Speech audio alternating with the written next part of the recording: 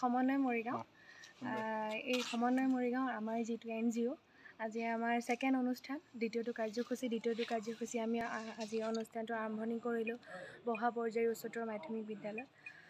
সকলো এটা ভাল সঁহাৰি পালোঁ শিক্ষাগুৰুসকলৰ এটা বহুত ভাল সঁহাৰি পালোঁ বৃক্ষৰোপণ অনুষ্ঠানটোত আমি সকলোৱে জানো গছ থাকিলেহে মানুহ থাকিব আৰু আমি সেই কাৰ্যসূচীটো এটা কাৰণেই ল'লোঁ যে গছ সাধাৰণতে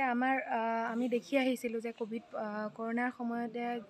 গছৰ কাৰণে বা অক্সিজেনৰ কাৰণে আমাৰ মানুহে কেনেকুৱা ধৰণৰ ভুগিব লগা হৈছিলে অলপ অক্সিজেনৰ পৰিমাণৰ কাৰণে মানুহ মৃত্যুমুখত পৰিব লগা হৈছিলে সেইকাৰণে আমি আমাৰ সম্পাদক আৰু আমি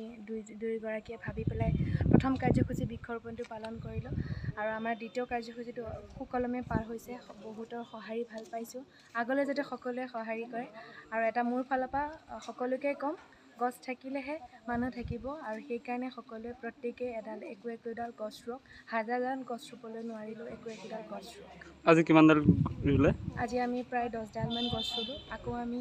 স্কুললৈ 100ডাল গছ আমি পঠিয়াই দিম আজি প্ৰতিশ্ৰুতি কৰিছোঁ তেওঁলোকক আমি 100ডাল গছ পঠিয়াই দিম স্কুললৈ